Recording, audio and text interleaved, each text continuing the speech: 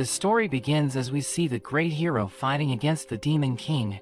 The Demon King tries to crush him with an enormous crater, but the hero picks up a stone from the ground.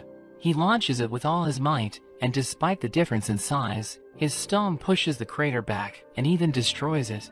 He tells the Demon King it's time to end things, so they charge at each other with their ultimate skills, clashing together as they destroy everything in the area. They are both pushed to their limits, but they fight on, and they end up stabbing each other, resulting in a draw, but the hero is just glad that it's all over. After some time, we see a strange boy named Blade as he enters the Hero Academy. He's excited to live a normal life, wanting to make friends, so he greets everyone around him. He approaches a group of students, introducing himself, but they think he's a bit weird. He meets Kasim and Clay, and the girls Claire and Jessica. He explains he's there to just make friends, so Claire wonders if he wants to be their friend. Blade instantly agrees, excited to have already made 4 friends. At that moment, the number 1 student, Ernest Flaming, appears, wondering about the commotion. She asks Blade who he is, because she's never seen him before. Claire explains he's the new transfer student, but Ernest finds this strange, because the academy only admits aspiring heroes, saying it doesn't normally allow late admissions. Blade says he has no intention of becoming a hero, saying he's just there to make some friends, and this makes Ernest question his resolve, but Blade doesn't care, asking her to show him to the headmaster's office. They enter the office, where Ernest is surprised to see the king instead of the headmaster.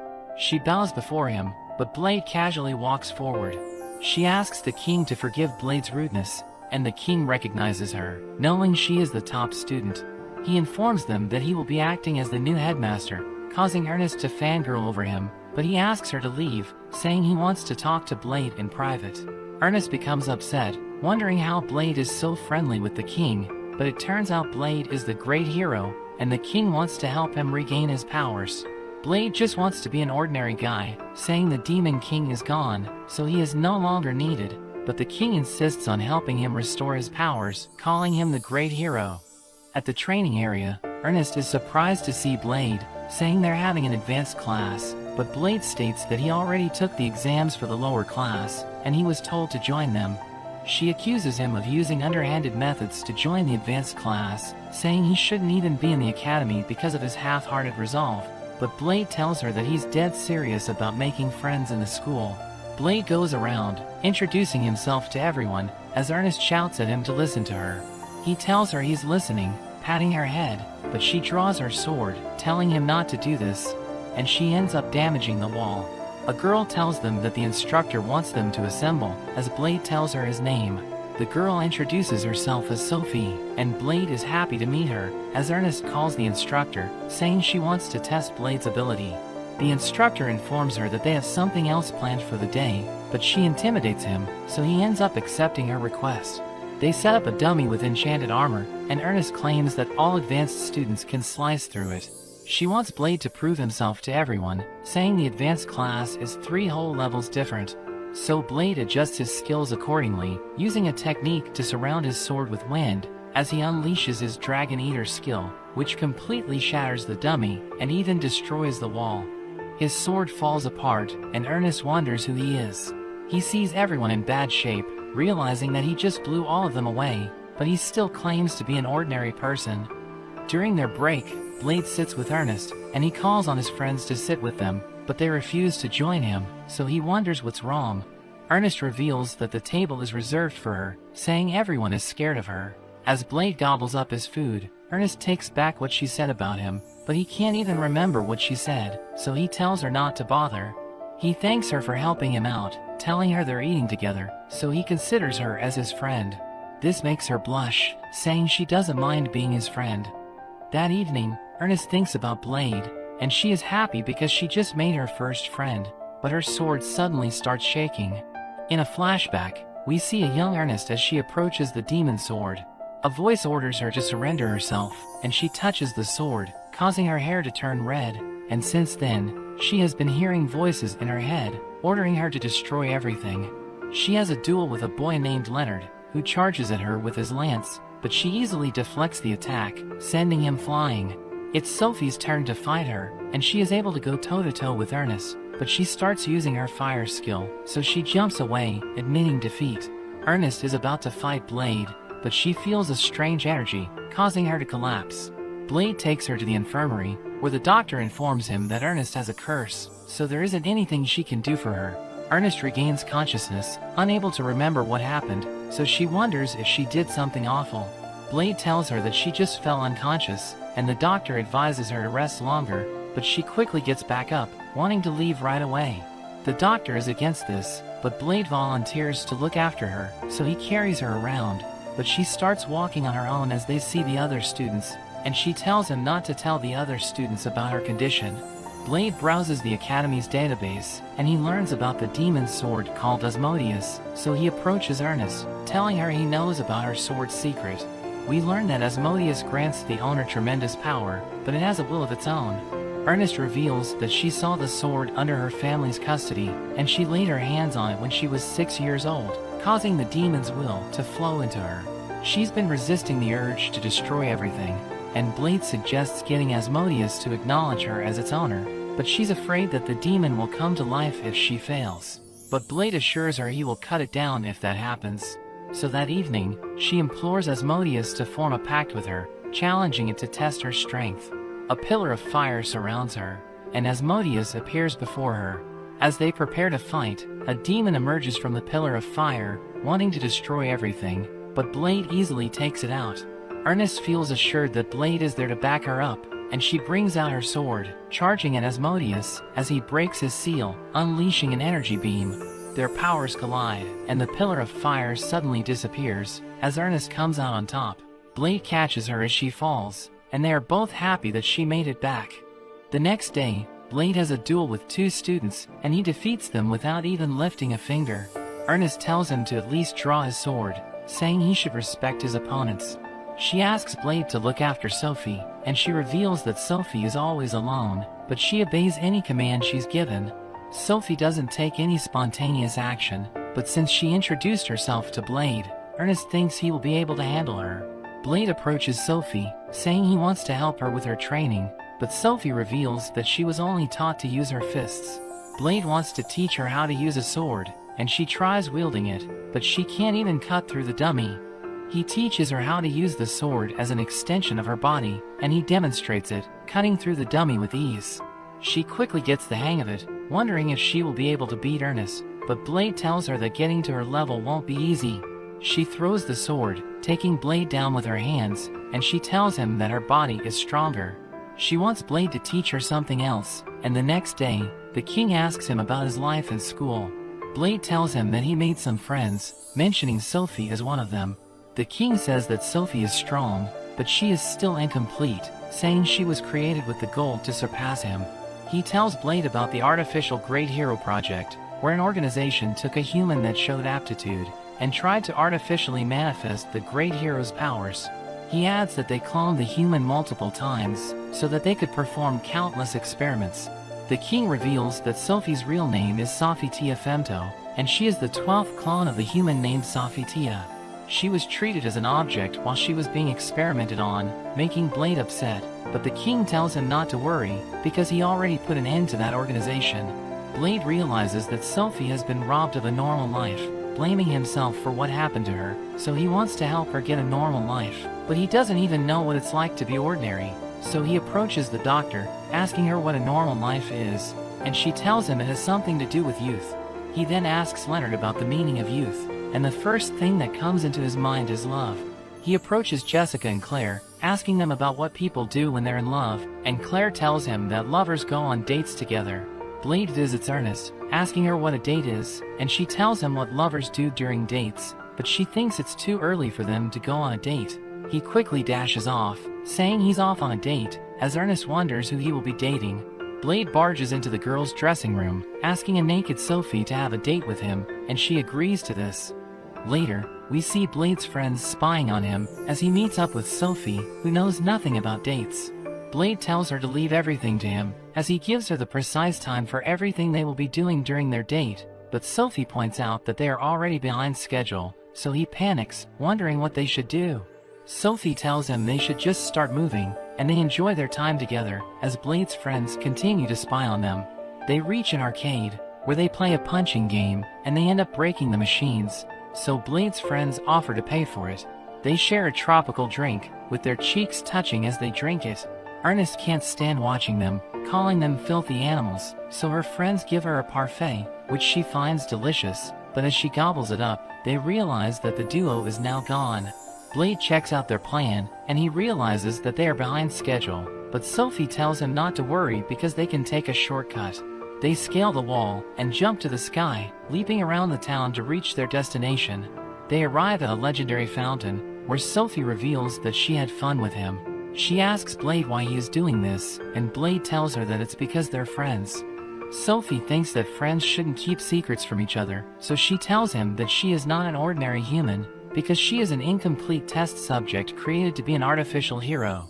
She reveals that she has artificial great hero powers, and she displays this by warping the railing, saying she can alter the laws of physics, but she doesn't have complete control over it.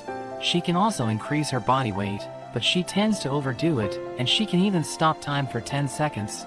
Sophie reveals she's the final model of the artificial hero project, and although she's considered to be a success, she still has limitations. Blade wants to be fair with her, so he tells her that he used to be the great hero, which is a surprise to her. He apologizes for what happened to her, telling her she can resent him, because he sees the great hero's power as a curse. Blade explains that he never wanted to be the great hero, but he had no choice because he was told that he could save everyone with his powers, which manifested at the age of 3. Since then, he fought countless times, risking his life for everyone, but despite this, he couldn't save every single person, and this made the people angry because it's his duty as the great hero to protect them. Blade starts crying, but Sophie hugs onto him, telling him to be proud because he saved people's lives, and she is actually proud that she was created to be an artificial great hero, wanting to be just like him. Blade decides that he will not let his past as the great hero bother him, as they promise to keep his identity a secret. The following day, the friends dine together, and Ernest tells Blade about the magical beast that the king brought to the school, when suddenly, the ground starts shaking. A dragon appears in the academy, causing the soldiers to panic as Blade arrives, casually walking to the dragon while holding onto a plate. The dragon roars at him as he leaps to the air, striking it with his fist. The dragon is knocked down, and he gives it food. Everyone is surprised to see that he just defeated it with his bare hands, but Blade claims that he's just an ordinary person, saying the dragon is so weak that anyone could take it down with a single hit. The dragon transforms into a girl, who hugs onto Blade, calling him her dad. Blade says he will look for her parents, as he starts looking for the dragon. But Sophie tells him she saw it transform, and the girl's true form is the dragon, making him surprised. The girl wants to play with him, as she continues to call him her dad, and Blade wonders what he should do. That evening, Blade helps the girl take a bath, and we learn that he named her Ku. Ernest enters the bathroom, and she is surprised to see him taking a bath. Blade asks her if she learned anything, and she tells him that magical beasts, including dragons, seek out strength. Its flesh may perish if it is defeated, but its soul will remain, and it will take the form of the stronger being that defeated it. Blade wonders if a dragon can take a human form if a human defeats it, asking her if Ku was defeated by a human during her past life. Ernest asks him if he named the girl Ku, and the girl reveals herself, saying she likes her name. Ernest becomes upset, calling Blade a pervert, as she stomps on his face before leaving the room. The next day, Ernest stares at Blade as he feeds Ku. Ku reveals that she can feed herself, but she wants to be fed by Blade because it makes the food taste better. Claire wants to feed her, but Ku refuses, saying she won't be friends with weaklings. She wants Blade to only pay attention to her, demanding that he give her good morning smooches and feed her meals. She tells Blade that he spends too much time staring at the bodies of women, saying it's unacceptable, and this surprises his friends. They ask him if he was staring at them, but he tells them that he has no idea what they're talking about. They all think he's guilty, so they start seeing him as trash, leaving him out during their training sessions. Blade sees Ku walking around the training area, so he calls out to her, and she joins him in the area. At that moment, his friends approach him, asking him to teach them because they just joined the advanced class. Jessica wants to specialize in espionage, which is Sophie's specialty, so Blade tells her to train with Sophie. They are about to begin their training, but Ku suddenly disappears, as Blade wonders where she went. we see Ku walking around the academy, and she sees a group of students training. They notice her, asking her if she wants to join them, but she tells them that they're no match for her as she starts running away.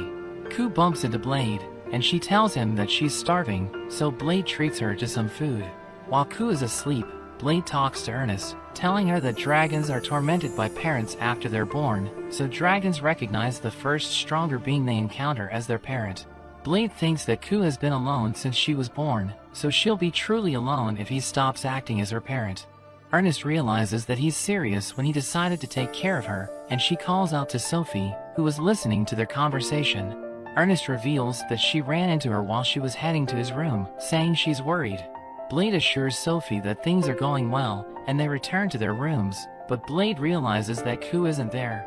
He finds her sitting on the roof, where she reveals that the moons calm her down. Ku sees the big moon as the parent and the small moon as the child, saying she used to look at them when she was alone in the wasteland. Blade asks Ku if she wants to make friends, but she tells him that dragons are better than humans, so she doesn't want to be with them, saying Blade is the only one she needs. The following day, Blade asks the king to look after Ku, but she doesn't like being around the king, so she bursts out of the room. Blade starts searching for Ku, and he sees her in a room playing with dolls, as she pretends that they are the students in the academy. She enumerates the names of all students, imagining that they are all her friends, and this makes him sad. Blade smashes his head against the wall, but Ernest stops him, asking him to explain what happened.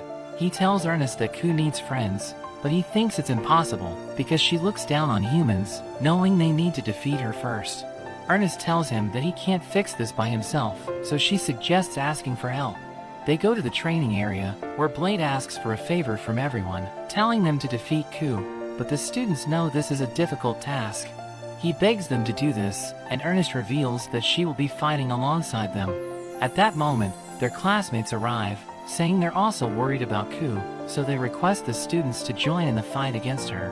The students agree to their request, and Ku descends from the sky as the students prepare to take her on. The king watches from above, saying this is the kind of training he wants to see.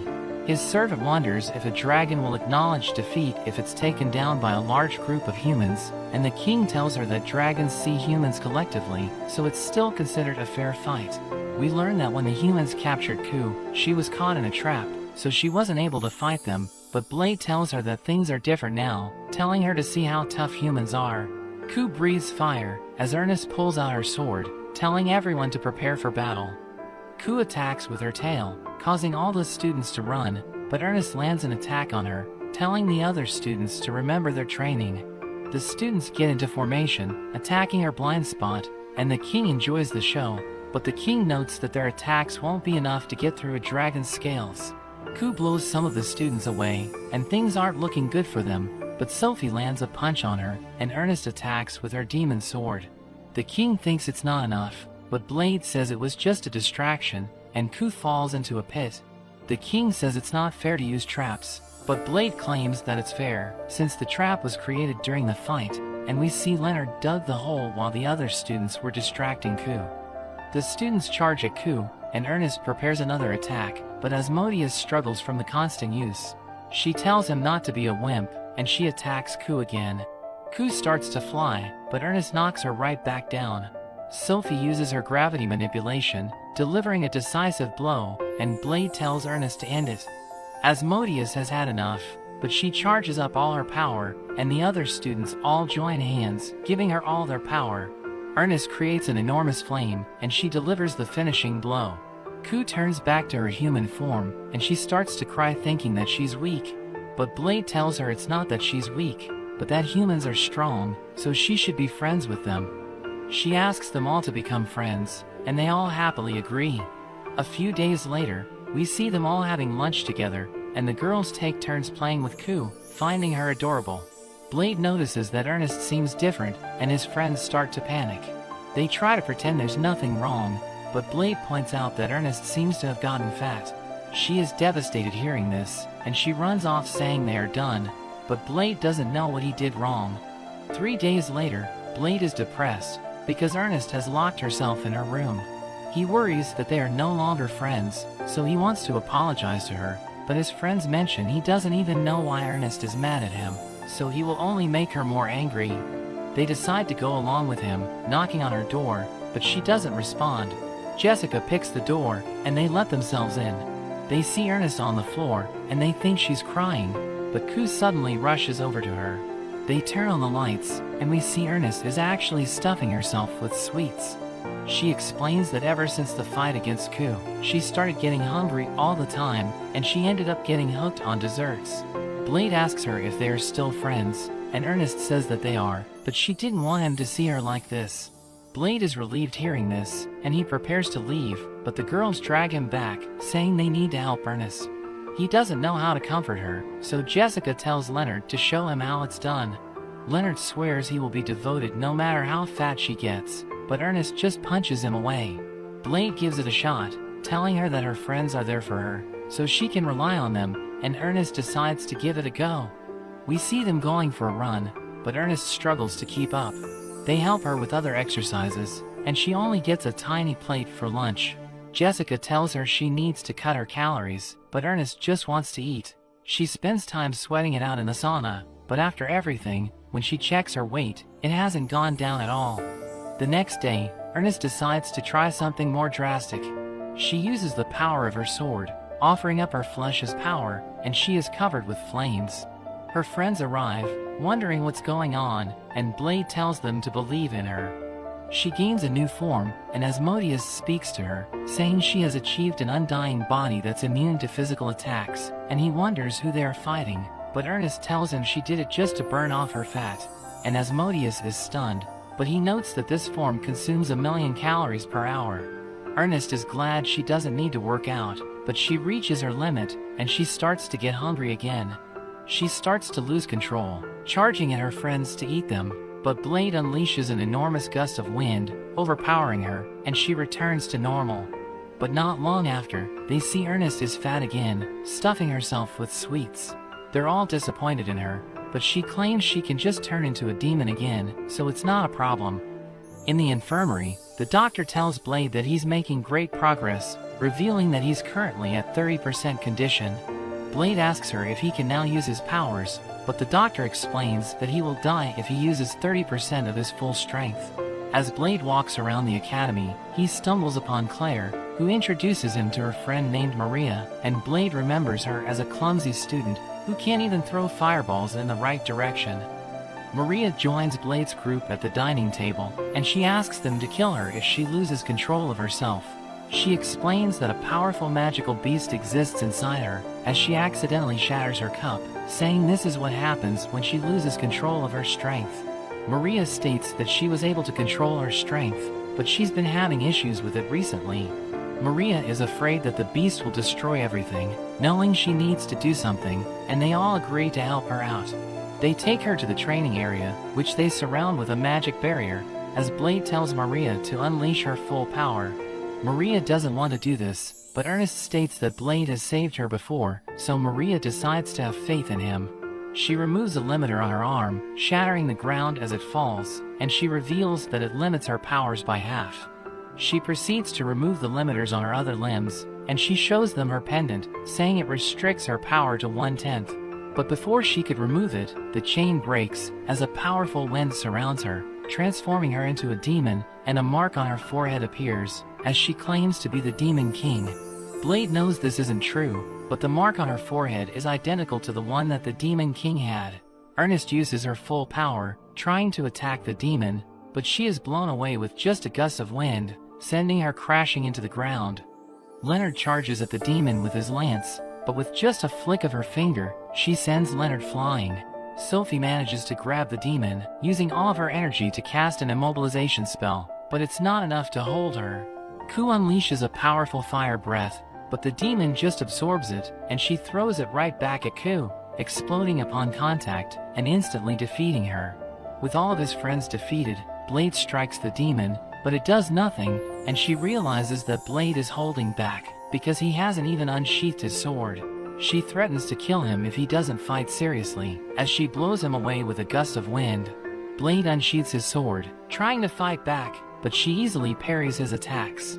She wonders if that's all he can do, as she blasts him with fire. Blade blocks it with his sword, but it causes it to shatter. Ernest gives him Asmodeus, and he claims he will end the fight with a single move. But the demon thinks he's being arrogant, telling him to bring it on. A powerful aura surrounds him, and he unleashes a devastating attack.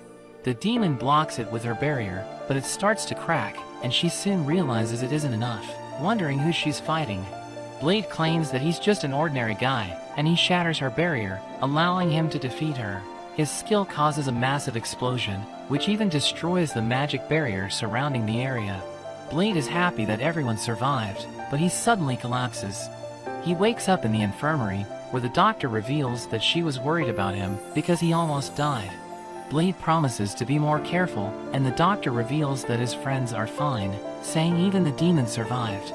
After some time, we see the demon walking around the academy, and when she sees Blade, she is about to call him the great hero, but Blade stops her, confirming her suspicion as he tells her to stop, asking her what happened to Maria. The demon tells him that Maria is a different personality, saying nobody has given her a name, but the other students are calling her Mal. The king reveals that he was the one who welcomed Maria into the school, knowing about her identity. He explains that her deceased mother was human, and his father's fate is unknown, but they all know him as the Demon King. Blade's group observes Mal as she interacts with the students, but they wonder if it's okay to leave her like this, thinking she is dangerous. Ernest states that the king decided to let her go free, and Mal reveals that her powers are restrained by the pendant, saying she will abide by the school's rules as an ordinary student. Mal leaves with the other students as the group talks about Maria, wondering if they'll be able to see her again. That evening, Mal visits Blade in his room, inviting him on a date. She grabs onto him, and they fly together, as Mal reveals that she gained self-awareness 5 years ago, but she now considers herself a lady. Mal takes him to the roof, where she reveals that she stayed at the school because of him, saying she has become attached to him because of his powers. Blade reveals he can now only use 15% of his power, and Mal says he's not worth killing as he is, but she won't leave the school until she kills him in the future. Mal thinks she likes Blade, but she isn't sure about her feelings, and she reveals that she can't remove her pendant, because Maria's consciousness won't allow her to do it. She reveals that Maria was scorned by humans, so she was forced to live in hiding with her mother, who believed in her father, but Maria doesn't share her sentiment. Her mother's death filled Maria's mind with doubt, not knowing about her father, and wondering if her father was the cause for all of her suffering. Mal's consciousness was born to help Maria cope with this issue, so she thinks that Maria won't return. A few days later, Maria's friend Eliza reveals that she has done her research, saying the pendant is not a sealing item, but a recording device. Eliza speculates that it could contain a message from Maria's parents, thinking it could bring Maria back. Mal allows her to activate the pendant, and Eliza tells her to open it, and when she does, it causes a hologram of the Demon King to appear. They hear the Demon King telling Maria's mother to forgive him for leaving her behind, because he had to fight someone, and he didn't want to get her involved. The Demon King told her to name their daughter Maria, and he told her to tell Maria that he was already dead, but he states that he will love them even after his death. Mal starts to cry as she reveals that Maria's consciousness is about to take over. Everyone calls Maria's name, and her consciousness returns to the body as she continues to cry. Later, we see Blade having a duel with Maria, who allows Mal to take over her body. As they fight, we learn that Maria wants Mal to coexist with her, so even though Maria's consciousness is dominant in her body, she still allows Mal to take over. Blade walks around the town with his friends, and they see a wagon stuck under the bridge. They realize that the wagon is being pulled by a centaur, who Blade recognizes as Dione. She is about to call Blade the Great Hero, but Blade stops her, telling her that his identity as a great hero is a secret. Dione explains that she has known Blade for a long time, and Blade asks her what she plans to do with the wagon. Ku offers to take care of it, and they make their way to the king, who is revealed to be the owner of the wagon. The king informs Dione that she's going to be teaching at the academy, saying she is more than qualified to act as their instructor, as she looks forward to teaching Blade. At the academy, Dione demonstrates her skills on huge blocks of god iron, which are deemed to be indestructible. She charges at a block with her lance, blowing a hole into it as she passes through, and the students are impressed by her skill. Dione proceeds to destroy the other blocks, as Sophie notices that the heat generated by her attacks are causing the god iron to melt. Dione easily destroys all of them, saying she has finally warmed up, so she's ready to begin the class. Dione introduces herself to everyone, revealing that she is known as the Demon Lance, and Ernest recognizes her alias, asking her if she is the commander of the cavalry corps.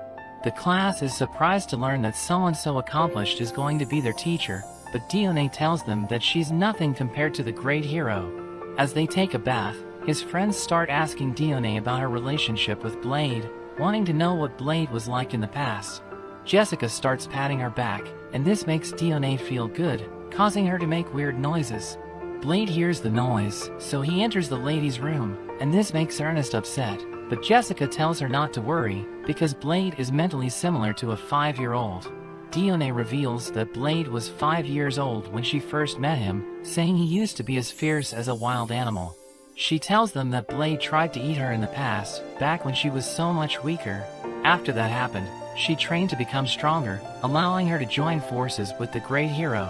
Dione reveals that the great hero used to ride on her back, but he didn't let her join during his fight against the Demon King, and she thinks it's because she wasn't strong enough at the time. Several days later, we see Blade and Ernest walking around the town when a massive bird known as a Simurgh appears. Ernest wonders what it's doing there, but she isn't worried, because there is no record of Simurghs attacking humans. But at that moment, the Simurgh descends toward them, destroying a nearby wagon. Ernest thinks about fighting it, but the Simurgh glares at her, causing her to hesitate, as Blade tells her to keep her fighting spirit in check. So Ernest raises her hands, and the birds start flying away, as she realizes that there are 2 Simurghs. They wonder why the wagon was attacked, thinking the king must have something to do with it, so Ernest rushes to the king, asking him to explain what's happening, as Blade informs him about the situation. The king reveals that the wagon brought by Dione contained a Simurgh's egg, so Ernest becomes upset, because his actions made the parents furious. But the king explains that the parents picked a poor location for a nest, because it needs to be placed at a greater height, where it can bathe in the light of the setting sun for it to hatch. He tells them that the egg wouldn't have hatched if it were left alone, so he decided to intervene, telling them the egg is going to hatch tomorrow, and ordering them to protect it. The next day, Blade informs the students that they need to buy time until sunset, saying the parents are in a state of frenzy, so they might destroy the egg if they find it. He tells the students about their plan to hide the egg, and lift it to the top of the tower using an elevator, so that the egg will be placed under the perfect condition for it to hatch. The Simurghs are destroying the wagons in the capital, but the students have evacuated the civilians, and they are now fighting a Simurgh. They manage to restrain it with wires made of god iron, but the bird manages to break free, pulling up entire buildings and flying away with it. However, Blade is happy because it bought some time for the egg to hatch. As Claire treats the wounded, the other Simurgh appears, so Ku attacks it with a fire blast, but it does nothing, and it dashes past her.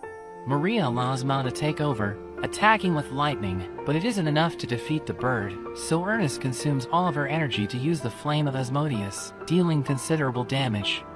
With her energy depleted, she crashes into a building, but she happens to find pudding, so she eats them to regain her strength.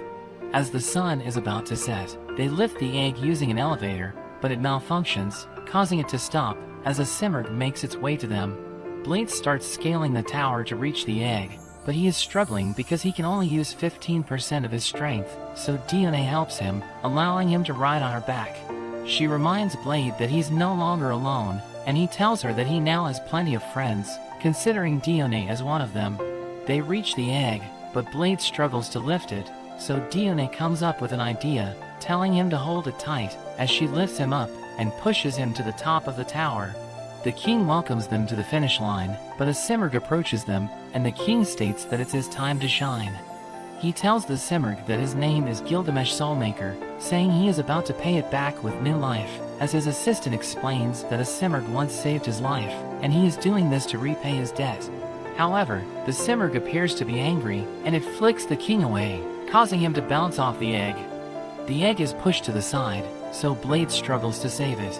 At that moment, Sophie suddenly appears, and she uses her powers to stop time for 5 seconds, giving Blade the time to use his Dragon Eater skill, which summons wind dragons to defeat the Simurgh. Sophie and Blade are now exhausted, as the egg hatches, revealing twin Simurghs. The babies stare at Blade, recognizing him as their parent. and Blade wonders what he's supposed to do with them. Many days later, Blade and Ernest try flying on the Simurgs. Ernest panics because of its erratic movements, and we see the parents living in peace with everyone. Ku flies with them as Blade reveals how happy he is, knowing he has made more friends.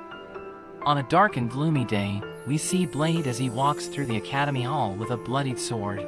The other students confront him, but he cuts them all down in an instant.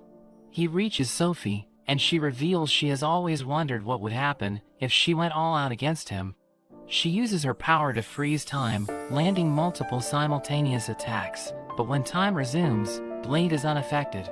He grabs her by the neck, revealing he protected himself by making his body as hard as adamantium. He plunges his sword into her chest, and she falls to the ground, but Blade suddenly calls out to the king, saying he wants to get out of the illusion. The king appears on a screen, saying it's not an illusion, and he reveals Blade is in a virtual reality, saying it was created by the branch of magic called science. He says that in this world, they are able to fight all out without hurting somebody, so it's the perfect place to train. Blade thinks it's too realistic, and he worries that people could mix up if they are in the virtual world and attack people in the real world. The king adjusts the settings, and he transforms the world into a Candyland, telling Blade it's a fight to the death, and the winner gets to use the virtual reality however they want. We see Leonard charging with his lance, but Ernest takes him out. It seems she is taking full advantage of the virtual world, as she lets her impulses control her.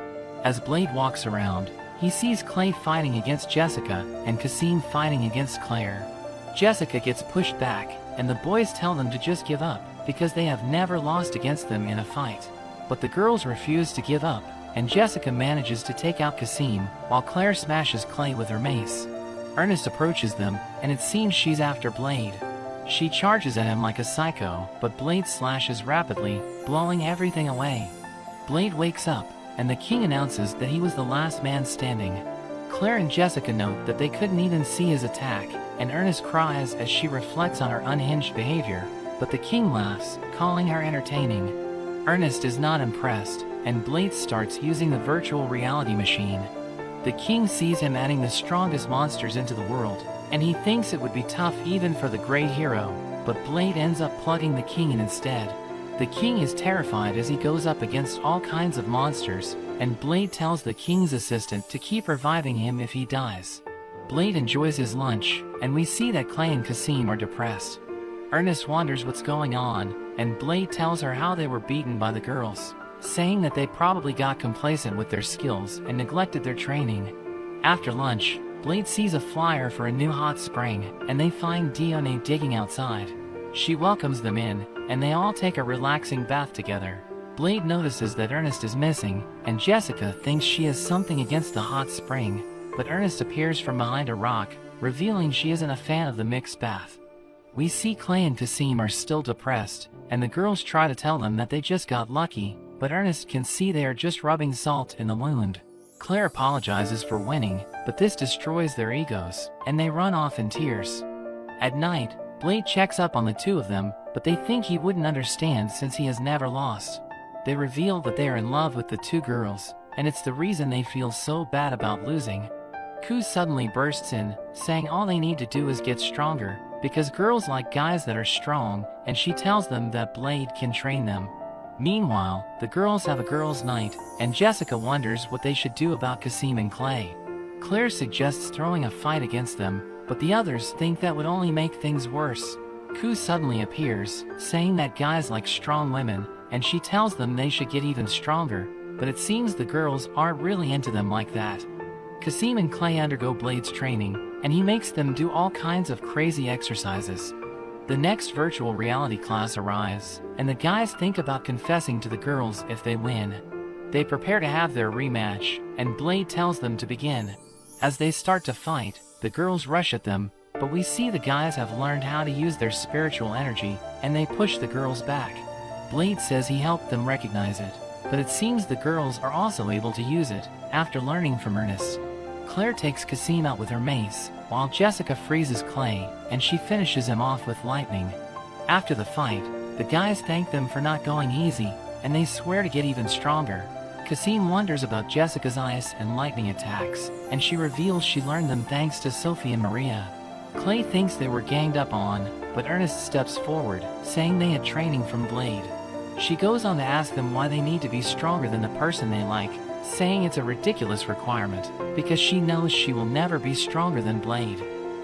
The girls discover a robot, and they wonder what it's doing there, when it suddenly activates, displaying a picture of Blade. We see Blade meditating, when Ku lunges at him, but his aura pushes her back. Ku wonders what he's doing, and Blade tells her he was storing up his power, so that he can use more than 15% at a time. At that moment, the girls arrive with the robot, telling him that it's been looking for him, but he suddenly pulls out his sword, instantly destroying it with his Dragon Eater skill. His sword breaks, as he comments that his meditation worked, because he isn't exhausted after using the skill. Ernest asks him why he destroyed the robot, so Blade tells her that they need to destroy it, calling it a guardian. As they talk, the robot scans Ernest's body, and it performs a system update. The next day, the robot is back, but has taken the form of a girl, revealing that she designed the form to arouse Blade's protective instincts.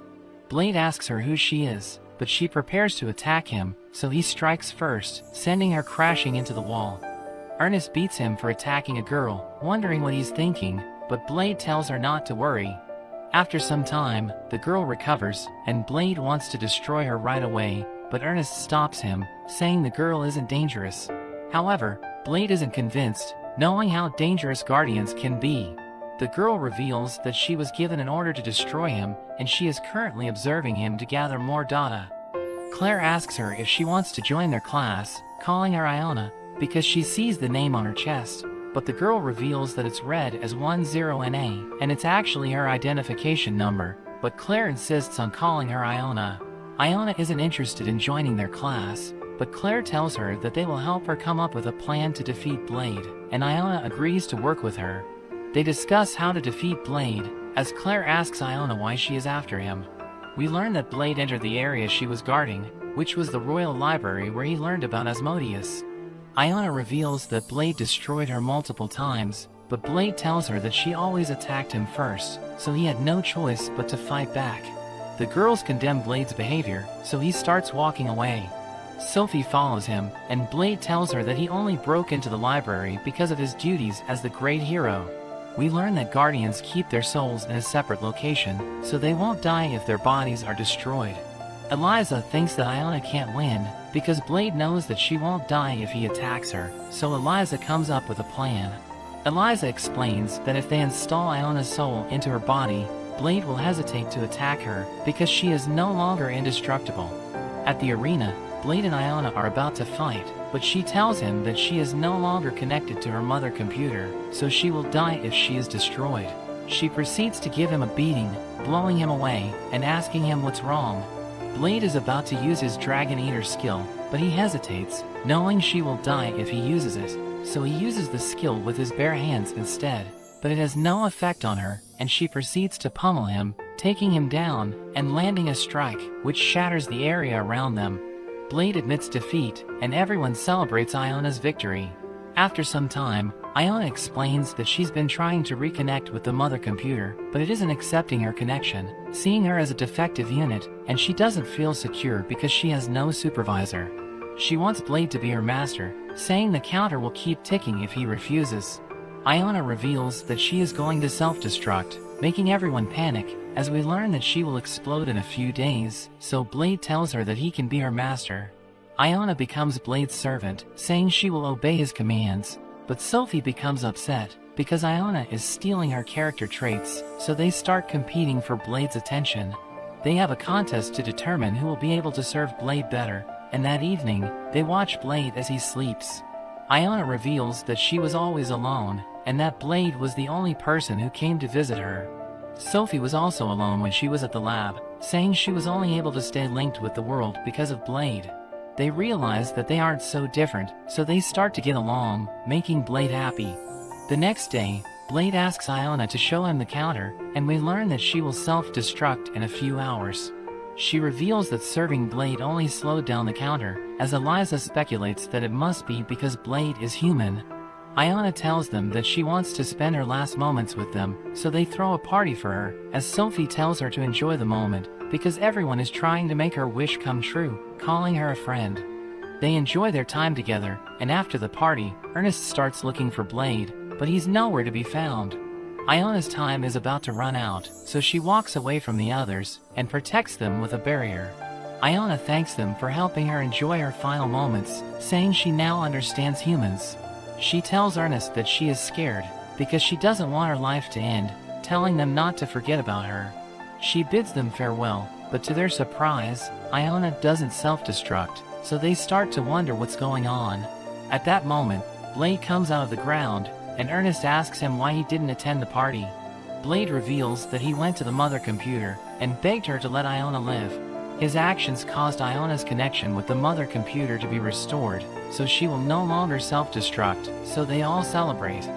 The Academy has a battle royale, where every student uses their powers to compete, but Blade wipes the floor with everyone. Leonard is still standing, so everyone cheers for him, telling him to defeat Blade. He wants to win for Ernest, but she thinks that he's a goner, knowing how weak he is. Leonard charges at Blade, who easily defeats him, as the others walk away, seeing him as trash. That evening, Leonard thinks about how powerful Blade is, knowing he doesn't stand a chance, but he thinks that Ernest will never like him if he doesn't defeat Blade. The next day, he meets up with Maria, who knows that he wants to win against Blade, so she tells him that she's rooting for him. Leonard thanks her, saying he will win at any cost, because he wants Ernest to recognize him. At that moment, Eliza joins them, knowing they can never win against Blade, so she offers to help them, saying she will come up with a plan for them. Leonard gathers Blade's friends, asking them if they have any suggestions on how they can defeat him, so Jessica suggests attacking him while he sleeps. Ernest calls it a cowardly tactic, but Eliza reminds her that Blade is overpowered, so it isn't really a fair fight. Eliza explains that they need to defeat Blade by any means necessary, but Ernest says that she wants to fight him head-on, using any weapon that can give her the advantage. They conclude the meeting, and Ernest fights Blade using Leonard's lance, but he easily defeats her, breaking the lance. Jessica says that it's time to try her method, so she sneaks into Blade's room while he's sleeping, but Iona sees her, and blasts her away. Jessica wonders why Iona attacked her, because they're supposed to be allies, but Iona tells her that it was an automatic function. The others try to take him on, but none of them stand a chance, because Blade is just too strong. Ernest even tries to win in the game of rock, paper, scissors, but she keeps on losing, and she ends up breaking her wrist. They have another meeting, where Ernest tells everyone that she wants to defeat Blade, and force him to admit defeat. They remember how Iona won against him, when she used her own life as a hostage, so they think that they should use hostages to achieve their goal.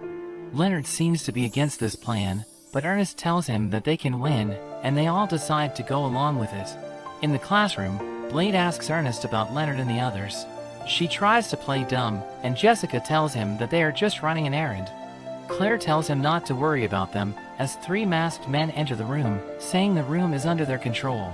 Ernest calls them terrorists, but Blade isn't bothered at all. The terrorists take the doctor hostage, ordering the students to leave the room. Blade is about to leave, but Ernest stops him, telling him that the doctor is being held hostage. The doctor seems to be happy about this, knowing Blade is about to save her, and the girls volunteer to be taken as hostage, wanting Blade to save them. They start arguing with each other, as the doctor walks away, letting them take her spot. Ernest has been chosen as the hostage, but Blade doesn't even know what a hostage is, so he asks Ku to explain it, but Ku tells him that a hostage is a food, and this just makes him confused. His calm demeanor gets on Ernest's nerves, and she tells him to save her, as the girls tell him that they have all been tied down, so they need to be saved. But Blade is still trying to understand what is happening, thinking that the terrorists are going to keep them as food. The terrorists tell Blade to surrender, but Blade knows that they are his friends, because he recognized their behavior. They remove their masks, and they all bow to him, as Blade asks them what they plan to do with the girls. Cassim tells him that they are going to be kept as food, saying the girls now belong to him, but Claire beats him up. Leonard tells Blade to surrender, knowing he is weak against hostages, but he tells Leonard that their plan won't work. He takes Ernest as a hostage, while Clay asks Blade if he is going to give up, but Blade casually swings his sword, and the boys are disarmed and stripped of their clothes. Everyone attacks Blade with everything they have, but he wipes the floor with them, wondering what they are doing. Maria admits that the boys were just pretending to be terrorists, so Blade thinks that they were playing a make-believe game, asking them if they will be back tomorrow, but it seems they've had enough. In the cafeteria, Blade sees a group of students holding a birthday celebration, and we learn that he doesn't even know what a birthday is. Dione reveals that they don't know Blade's exact age, saying they just found him 16 years ago, when he was around 1 year old. Maria inquires about the date he was found, so Dione tells her that it's coming up in about a month. We learn that Blade was holding onto a sword when they found him, and that's how he got his name. Ernest thinks about something to give Blade as a birthday gift, and at that moment, the king suddenly joins them, saying that a pork curry would make a good present. Jessica tells him that Blade can get that food in the cafeteria, but Gilgamesh suggests preparing a special tonkatsu curry. The students gather at an underground chamber, where Gilgamesh reveals that they're about to undergo training by eating delicious food, showing them a jungle. Everyone wonders how such a place could fit beneath the castle, thinking there could be magic involved. The door behind them closes, as Gilgamesh explains that it won't open until they finish their quest.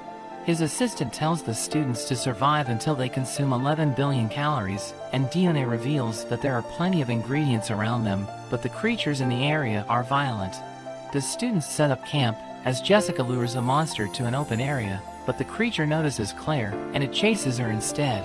Maria allows Mao to take over, and she uses a spell to defeat the monster, allowing them to capture it. They bring the monster's remains to the camp, where they start cooking it, and we see everyone doing their part, making sure that the camp is well protected. Blade is taking a bath, when Ernest suddenly joins him. She notices the scar on his chest, so she wonders what he was like as a child. Blade reveals that he was always fighting for his life, knowing he wouldn't survive if he didn't get stronger. Ernest touches his chest, and she starts leaning closer, but Claire suddenly charges to her, telling her not to go any further, and Ernest is embarrassed to learn that they were watching her. The camp eventually turns into a village, as the students get closer to reaching their goal, but Gilgamesh thinks that the task is too easy for them, so he comes up with a new challenge, ordering the students to gather the ingredients he has listed. They enter a cave, where they encounter a cabbage monster. Ernest is about to burn it, but Sophie stops her, telling her that they need it raw. They all gang up on the monster, and they are able to capture it. The students go to a cornfield to find the next ingredient, and they encounter a boxing corn. Blade is about to fight it, but Sophie tells him that it won't taste good if he doesn't use his fists. Blade has a boxing match with the monster, managing to win, and the group captures it. They see a carrot on the ground, and Blade is about to pull it out, but Ernest stops him, as the carrot lets out a piercing sound. Ernest reveals that its scream is a lethal curse, but Iona steps forward, telling Blade that curses have no effect on her, since she's just a robot. She pulls out the carrots, and the others cover their ears, as the sound destroys every living thing in the area. Iona manages to complete the task, and Gilgamesh compliments them on their progress, telling them that it's time to gather the final ingredient. They go to the giant tree, as they hunt the creature known as the Beast King. The ground shakes, as the Beast King makes its entrance. The students are ready to take it on, but Blade sees something behind it, as a massive creature takes out the monster, letting out a powerful roar. Gilgamesh recognizes it as a behemoth, and he knows that it tastes even better than the Beast King. The students attack with everything they have, but the behemoth makes short work of them. Sophie and Iona blast the creature, with all the girls following after them, creating a massive explosion, but it still has no effect on the behemoth. The creature fires an energy beam, but Leonard protects everyone with a barrier. Ernest allows Blade to borrow Asmodeus, as he says that there is only one technique that can take it down, but Mo knows that he won't be able to do it, since he can only use 15% of his powers. Blade tells her that he needs 30% of his powers to use it, so he asks to borrow some of her power, holding onto her hand, but Mo tells him that she knows a faster way to do it, so she kisses him, and transfers the energy to him. Sophie immobilizes the behemoth, as Iona fires her cannon, but it isn't enough to stop the creature, so the students distract it, as Blade and Mal raise Asmodeus, telling everyone to stand back. A whirlwind surrounds them, as Asmodeus transforms into a giant sword, known as the Holy Demon Blade. They use it to strike the behemoth, slicing it in half, as Mal recalls the technique as the same one that Blade used to defeat her. But Blade is now exhausted, and he thanks Mal for helping him use the skill before passing out. They return to the academy, where the doctor tells Blade that he can now use 18% of his powers because his body is slowly recovering. Blade makes his way to the cafeteria, where the students surprise him, wishing him a happy birthday. Ernest tells him that this is the day he was fostered, so they are considering it his birthday. Ku tells him that he is now 18 years old, and Ernest shows him their gift, which is a special tonkatsu curry made from the ingredients that they gathered. He can't believe they did this all for him, and when he tastes it, he starts to cry, thanking them all for being his friend. We see Clay learning Blade's technique, creating a wind vortex that strikes the target, and he is happy that he was able to do it. Sophie joins them, and he gives her a vague explanation on how he did it. She is also able to use the technique, surrounding herself with a powerful whirlwind, as the boys wonder what's going on. Blade tells them that this is what the skill is supposed to look like, and Sophie launches the wind at the target, completely shattering it. She suddenly tries to attack Blade, but the real Sophie appears, blocking her attack. Everyone gathers around them, surprised to see that there are two Sophies, so the imposter immediately retreats. She returns to an abandoned building, where we learn that her name is One, and we see she is working with the other clones from the Artificial Hero program. She reports that the scouting mission was a success, and she shares the data with everyone, allowing them all to learn Blade's technique. They try using it, destroying the building they're in, but they reveal that this isn't really their goal, and that their real mission is to assassinate Blade. Jessica tries out Eliza's invention, launching fire at the target, and everyone is impressed to see this, but Blade thinks that it's nothing special, so Eliza becomes upset, reminding him that they're not as strong as him. At that moment, one of the clones appear, and Blade asks her what she wants to learn. She says that she wants to learn how to kill him, and she starts attacking him, fiercely exchanging blows with him, but she gets pushed back, saying he isn't doing a good job at teaching her, because he's still alive. Blade tells her that he doesn't want to die, but she starts flirting with him, and Sophie suddenly arrives, threatening the girl, so she decides to retreat.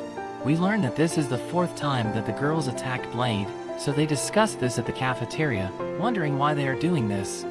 Ernest thinks that they are trying to assassinate him, but he doesn't seem to care, and Sophie promises to protect him. At their hideout, the girls gather before their leader, who wants them to prove that they can surpass the great hero, because that's the reason why they were created. Sophie checks up on Blade as he sleeps, and she learns that he is being protected by Iona. She tells Sophie not to worry, because she will stay by his side, so Sophie goes outside, where she encounters One. She tells One that the girls should give up, because they can't kill Blade, but One tells her that they were given orders, and surpassing the great hero is the only purpose of their lives. Sophie knows that they were modified after the hero project was abandoned, thinking it must have had some impact on their bodies, and One confirms this, saying that lifespans have been shortened. Sophie tries to convince her to abandon the mission, but she says that their order is absolute, and she charges at Sophie, who blocks her attack, pushing her back and knocking her down. Sophie is about to finish her off, but she hesitates, and she allows One to walk away, as she tells Sophie that they will be waiting for her. We see Blade with his friends in the VR world, as he comments that Sophie looks tiny, but the girl tells him that her name is Senku. This makes them realize that the girls have names, and Eliza knows that Senku is an ancient lost word which means number 5. She proceeds to attack Blade, knocking him down, and continuing to pummel him while he's on the ground. He ends up dying, but he wakes back up in the real world, and Eliza reveals that Senku is happy that she was able to defeat him, thinking it should have been enough to convince her that Blade is now dead. However, Senku realizes that she has been tricked, so she hunts him down, and another girl joins in, wanting to take him down. He lures them to another building, where Ernest has gathered the mages, who fire at the girls, but one of them continues to dash forward, but Ernest blasts her away. However, Senku immediately follows up, catching Ernest by surprise, so Blade uses magic to knock her back. Ernest is surprised that he can use magic, but the girls get back up, combining their powers to create a black hole, which destroys everything in the area. Blade thinks that it will only last for 10 seconds, but even though the girls are now exhausted, the black hole still remains. Iona explains that it will not die out by itself, and it's about to suck some of the students in, but Blade saves them. Sophie jumps to the hole, and she uses her powers to absorb its energy, causing it to lose strength, and she is able to get rid of it. But she becomes exhausted, so she collapses as Blade catches her, telling her that she did a good job. That evening, Sophie regains consciousness, and she wonders if there were any casualties. Blade tells her that only a few people were injured, but Claire has already healed them, so there is nothing to worry about. He asks Sophie about the girls, and she reveals that they were also part of the Hero Project, but they underwent further modifications. She reminds him that she was rescued by Gilgamesh, saying the girls didn't have anyone to help them, so her fate was different. Blade says that he wants to be friends with the girls, suggesting they could all enroll at the school. But Sophie knows that this can't happen because their sole purpose in life is to defeat him, and she reveals that they underwent neural modifications, so they have no choice but to obey their orders. We see Blade and his friends confronting the king, as we learn that Sophie has withdrawn from the academy. Ernest wonders why Gilgamesh didn't stop her, but he says that it's not up to him to decide. Blade thinks she must be looking for her sisters, and Ernest insists on bringing her back. Jessica thinks they should start by looking for the girls' hideouts, but Gilgamesh tells them to think about why Sophie chose to go alone. He notes that the only way to stop the sisters is by killing them, so Sophie must not want them to get their hands dirty. Ernest thinks there must be another way, and the king tells them to think carefully before deciding what to do. Blade decides to go after her anyway, with Ku and Iona wanting to help Sophie as well. Mal also decides to go with them, and as they prepare to head off, they see the rest of their friends are already ready to go, and they even call them late. We see Sophie at one of the hideouts, but it's already empty, and Ernest catches up to her. Sophie tells her to let her go alone, but Ernest insists they can help her. Sophie goes on to explain the Great Hero Project to her friends, explaining that she and her sisters were created to surpass the Great Hero. The program was supposedly shut down, but someone stole the research and samples, leading to the release of her sisters. Ernest is confused why they are after Blade when they should be after the Great Hero, but she thinks that they must just be using him to test their power, and Blade just plays along. Sophie feels guilty for being the only one of them to have a normal life, so she wants to protect them all and make things right, even if it costs her life. But Ernest suddenly hits her, telling her she can rely on her friends. Sophie thinks it will be hard to save them since they are forced to obey their orders, and the modifications to their bodies mean that they don't have much time left to live. But Blade tells her to believe in him, and he asks everyone for their help. Meanwhile, we see the sisters in another hideout, and they are reminded of their goal to kill Blade. They find a letter outside, and it's an invitation to challenge Blade. At the Academy arena, Blade waits for the sisters to show up.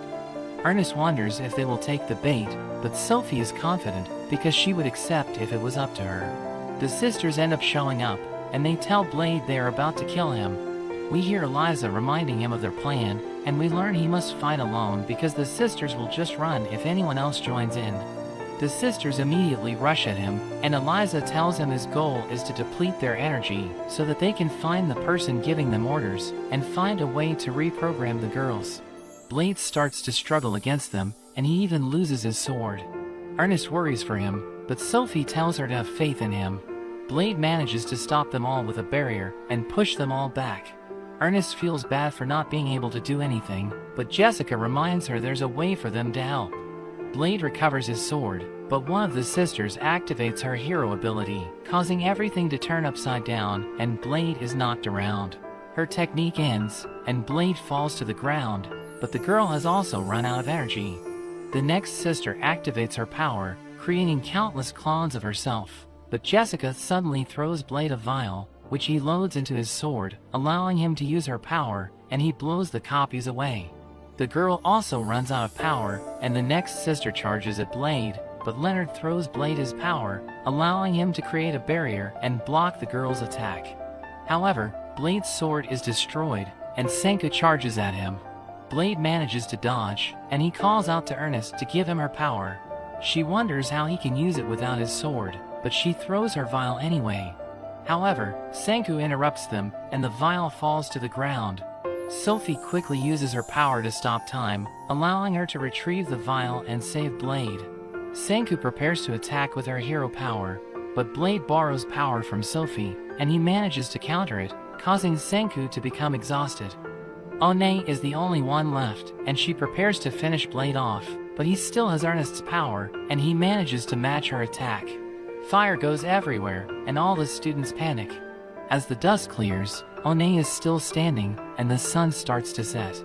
Blade wonders what she's waiting for, but she notes that her time is up, as her body starts to deteriorate. Blade wonders what's going on, and One reveals that they only had 14 days to live, and today was their last day. Blade asks Eliza for help, but she notes that there's just not enough time. Blade thinks about finding their creator to save them. Eliza reveals that they already found him, but it seems he's been dead for a long time, so there was no one actually giving the sisters orders. Sophie tells Blade to gather all her sisters, and she tells One that there's still a chance for them to survive. One thinks there's no point in living since they failed, but Blade tells them if they live, they can get stronger and try to surpass him. The girls like his idea, and Sophie tells One to use her hero power. With help from Blade, all their souls and minds are able to be transferred to Sophie. The next day, we see Blade in the infirmary, and Sophie comes to visit him. We learn that all the sisters now share her body, and One tells him to recover so that they can try killing him again. Sophie takes control, and Blade asks her how she's holding up. She compares it to having 5 children inside her, but she's glad that she managed to save them. The next week, we see Gilgamesh holding another training session as a giant monster fights against the students. Many of them are blown away, and Ku transforms into her dragon form to deal with it, but even she is no match. Gilgamesh's assistant notes that there was a mix-up when the monster was delivered, so it's the raw monster that's way stronger than expected. We see Ernest attacking with her flames, but even that has no effect. Sophie uses the power of all her sisters, using all of their different skills, but it barely does anything. Mao and Iona blast the monster with everything they have, but the monster is completely unfazed. Things are looking bad, but Gilgamesh just laughs. He says there's no need to worry, because they have the great hero, and the monster is suddenly taken out in a single hit. Blade arrives with his lunch, and he wonders what they're all doing, but that's where this video ends. Remember to like and subscribe to the channel. Thanks for watching, and I'll see you next time.